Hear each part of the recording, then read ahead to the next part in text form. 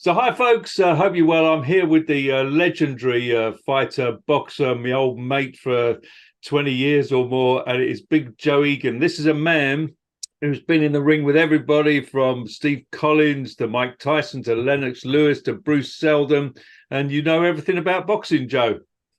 I wouldn't say I know everything, Liam. It's lovely to see you, lovely to speak to you. I haven't been picking the fights right recently, to tell you the truth. What did you think about the Daniel Dubois up against Usyk fight? To tell you the truth, Dubois is a novice. He's a novice fighter. Usyk is an incredibly talented southpaw. He was an amateur of distinction. He won everything really going as an amateur. Then he was the undisputed professional cruiserweight champion. Stepped up to heavyweight. Has beaten a couple of good heavyweights. He's beaten Anthony Joshua twice. If you look at the way Derek Chisora put him under pressure, an old warhorse like Derek Chisora. Imagine what a younger, fresher Derek Chisora might have been able to do, because Derek did bust him up. If you look at Usyk's face after the fight, a battle-worn Tony Bellew gave him a hard time as well until he ran out of steam. A younger, fresher Tony Bellew might have took him. Anthony Joshua got in and tried to box with the better boxer. I think Anthony should have drawn a lesson from Chisora. He should have gone in there, put him on the back foot and made him fight. Daniel Dubois is still a novice. He's nowhere near the experience of Usyk. I don't think it was a low blow. It was borderline. It was borderline. And what they have in rugby and what they have in tennis, they have these playback cameras that show when a ball bounces on the line. You know, does it go over the line? Did it touch the line? But they don't have that facility yet in boxing until after the fight, when they do a post-mortem on a fight. Usyk milked it a little bit. He played to the cameras. He made out like it ruptured him, hit him in the goalies. But if you look at where the fist landed, it was borderline. Yeah. And I think would it not been counted a knockdown? Listen, if it was a low blow, it was a low blow. So the referee would have given Daniel Dubois a public warning for hitting him low. He didn't get a warning for it. He didn't get a point deducted from it. But I still think that Usyk was the better fighter and the better boxer on the night. I think Daniel's a novice, but definitely that knockdown, getting counted as a knockdown, might have put Daniel out of his momentum. But he'll come back again. He's only a novice, and he's got an incredible punch, and he'll draw inspiration from his performance. Do you think Joey should have really had a go in round 5? You know, did he didn't take advantage of the situation at all? The thing is, he's a novice. You know, he's a novice. He's coming back from the fight against Joyce, where he had a horrendous injury to his eye. He's always going to have that in the back of his mind as well. You know, if he gets a bad punch on his eye socket and he gets a detached retina, then his boxing career is over. It's not the best way to be going into a fight thinking about previous injuries. But like I said, he's only a young man. What is he, 25, 26? That's not a baby for a heavyweight.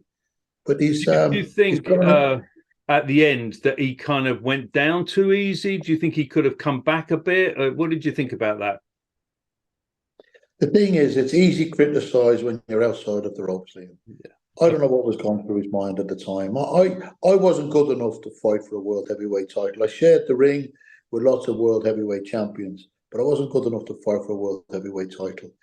And I've given it all in fights. You know, one of my fights, I got 64 stitches after the fight, and I was fighting, and it wasn't for a lot of money, but it's your pride. Do you understand? And I think Daniel's a proud fighter. He'll come again. He will come again. He might not have been in the best frame of mind after that knockdown. Body punch wasn't counted as a illegal blow. It was counted as an illegal blow, and Usyk got a long count. That might have, I know it put him out of his momentum. It might have broke his heart. But he'll come again. He'll come again. I won't criticize him too much, because he'd be his own worst critic. He will look back at this and think, did I do enough? Could I have done this different? Could I have done that different? But he'll watch replays of the fight. And I think there's a rematch clause. So he might perform better. He will, not he might perform better. He will perform. He will perform better in the rematch. Like I said, he's learning every fight. If you look at Joyce, when Joyce beat Dubois, right? Joyce beat Dubois with his experience, his left jab, his years and years of being on the circuit as an amateur champion, an Olympic medalist. He had done his apprenticeship at the highest level. And when he got into the pros, he was a seasoned campaigner. And he took his years and years of experience and he beat Dubois with a left jab because Daniel Dubois did not have the experience that Joyce had. But then Joyce gets in, the juggernaut, Joyce, the juggernaut, a warrior and a half, a tank of a man, right? Gets in against that tall Chinese guy, I think he is. Joyce looked a completely different fighter than we've seen in his previous fights. It was an off night for Joyce. He's having a rematch. He never moved his head. He never slipped any of them big wild swings. And he suffered an eye damage, an eye injury, the same as Dubois suffered an eye injury. It was a bad night for Joyce. He'll come again. Is it Zhang? Is it Zhang? I think it is something like Zhang, that's the chap's name. Yeah. The So chap's they're name. having a rematch. Do you Having think? a rematch, yeah. What do you think his chances in the rematch are? Joyce will win the rematch, I believe, because he was so, I'm not saying so bad, but compared to how good he can be,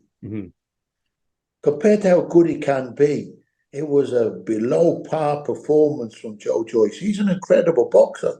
And he's a tank of a man. He's a granite chin. And he's a world-class heavyweight. He's been a world-class amateur heavyweight. And he's a world-class professional heavyweight. That particular night, he didn't look like the Joyce that I've watched.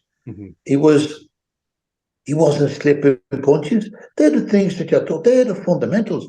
Dodge, bob and weave, slip the punches. You can't get hit by powerful men constantly all night because it will take its toll. It will mark you up. It will cut you. And that's what happened. It blew his eye up. So what did you think about the Anthony Joshua Helenius fight?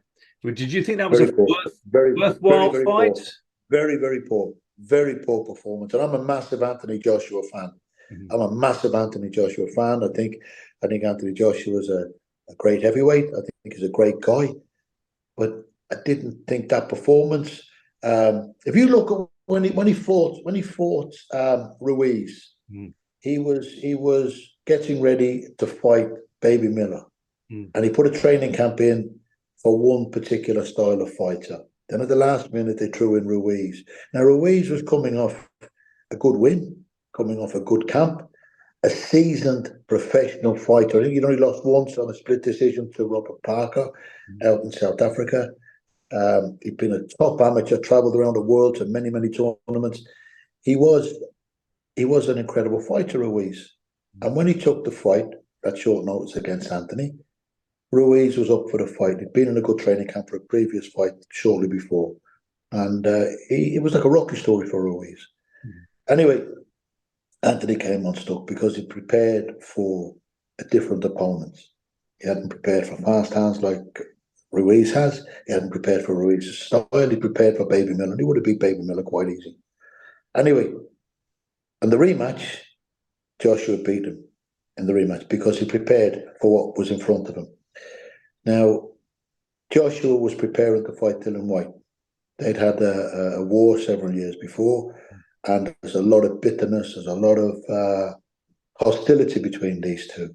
Right? I'm not going to say hatred because they respect each other as fighters, so it's not a hatred. It's just rivalry. That's what it is. It's just rivalry. From different parts of London, different backgrounds, and it's a good ticket seller when you can promote this type of rivalry. So he prepared for Dillian prepared for him. Anyway, that fell through, and at the last minute, Helenius was called in. He'd come off a win the week before. He jumped in, and Anthony had prepared for a different fighter. His sparring had been different, and his whole mindset was thrown out of sync. And it was a very, very bad performance from Anthony on the night. But if they were to have a rematch, like with the Ruiz rematch, Anthony would beat him a lot easier. Joshua's got like a mental block since he got knocked down by Ruiz. Did you think his style has changed, hasn't it? No. Don't forget, Anthony was the first man to put Ruiz down. So that in itself is a great feat, great feat. I rate Anthony Joshua. I think Anthony Joshua is a very good heavyweight, right? But he's just got to get the right opponents, the right training camp, the right sparring, and you'll see a good fighter. He's a very good fighter. He can fight. People say he's got no heart. I think he's got heart. He's been decked and he's got up and he's carried on. So do you think he's got a chance if the fight with Deontay Wilder goes ahead? Do you think he's in with a chance? The thing with Deontay Wilder, right? It's very hard to prepare for a heavyweight like him, right? Because he comes at you like a whirling dervish. He throws punches from all angles and everything else. So that would be a hard fight for any heavyweight on the planet. Any heavyweight. But I'm not writing Anthony off in the fight. His style of boxing, if he keeps tight, keeps his guard up, sticks the jab into Wilder's face and doesn't walk onto a big wild swing, because Wilder throws punches from, like I say, all angles. And he's an incredible, powerful heavyweight. But you can't write Anthony Joshua off. No. There's men have gone. I'm trying to think. Ortiz, right? Ortiz, the Cuban heavyweight. Both times went into the 9th round with Deontay Wilder, right? Now, as the fights go on, the longer it goes, the better chance you have. So if Anthony can get past them first few rounds against Wilder, who knows? He's got to get past the first few rounds. When Nigel Benn fought Michael Watson, and Michael Watson stopped him in the 6th or the 7th round, they questioned Nigel Benn's heart and courage. And then Nigel Benn came out and showed heart and courage beyond the call of any fighter I've ever seen when he fought Jared McClellan. Yeah, what a fight! What a fight! Yeah, but people question these men's heart and courage. And let me tell you something, Liam. To walk to that ring and fight, you are born with courage. You are a warrior. Boxers are modern day gladiators. And people to stand on the outside of the ropes and criticize these warriors' hearts is wrong. Do you understand? Because I believe if you get into the ring and you fight, you're born with heart. You're born with courage. It just might not be your nights. You might be having a below par night. Your momentum might be took out. Your game plan might be out. Different things affect us, when you're in there fighting. And Mike Tyson had that saying, every fighter gets into the ring with a game plan until they get punched onto the nose. That's right. And sometimes then your game plan goes out the window. You'll be back in the acting soon. Well, you took a bit of a break from it, but last year was a very bad year for me, Liam. Both my parents died last year. My dad died on the 24th of April on his 85th birthday, and my mum passed away on the 28th of December. So last year was a hard year, very hard year. And I loved your dad was such a character, and your mum was wonderful. And I've had the privilege of filming your mum with you, which was wonderful, wasn't it? She so loved you, Joe. It was amazing. So it must have been a really, really tough time for you. All I ever wanted to do was do them proud. Yeah, look, I don't want to go on too much. No, that's all right, we send our love to your parents. Where I cry a lot, Liam. Yeah, but they when I spoke to you, all I ever wanted to do was do them proud, and I hope I did. I think you did, Joe. Your mother. I hope I did, Liam. When I met your mum, she was so proud of you, Joe. And all of those times where you brought Mike Tyson to the house and all that, and Sugar Ray and people like that. You filmed all that, Liam. You filmed all that, and thank you so much for that. Thank you so much for that, pal. Yeah, well, it was an honor. You made her feel very special. But you've been sort of supported throughout, and yeah, I've been so I'm starting to. I'll never get over losing them. You know, I worship the ground that they stood on. But I've started to get back into momentum. I've recently signed with a new agent, and going to do the art of speaking events, and I'm getting stronger. You know, I'm never going to get over losing them, Liam. I adore the two of them, but life goes on, and I hope I know they're watching me from above anyway, and I hope I'm going to continue to do them proud. And one day I'll be reunited with them. Yeah, exactly. And yeah, we wish you the best with that, because Liam, thank you very much. You've always been a great friend. Mm-hmm. You know, you and Yvette, you've always been two great. You've been two great friends, and thank you for your years of friendship. And I'm looking forward to years and years more, Liam. Absolutely. Well, thanks, Joe, for doing this boxing. Cheers, pal. We hope to do this as a regular thing once every couple of weeks. Yeah, please do. I love talking about the boxing. Sorry, I got a bit emotional there at the end, Liam. Joe, that's why people love you. They like to know, because you're a real, true person. So brilliant, Joe. I'll speak to you very soon. All the very best. Do this all the very best to the people watching. There's the cameras from over the bingo. They're all at the bingo. How are you? How are you doing? How are you? All right. How are you? Great. This is my mum, Anne. You know, she's been the best mother in the world, the best mother any boy could wish for.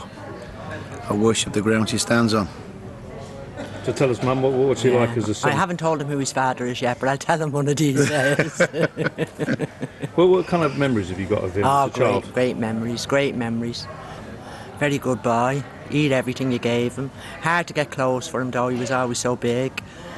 You know, he wanted clothes for a young fella like what he was, but you could never get them.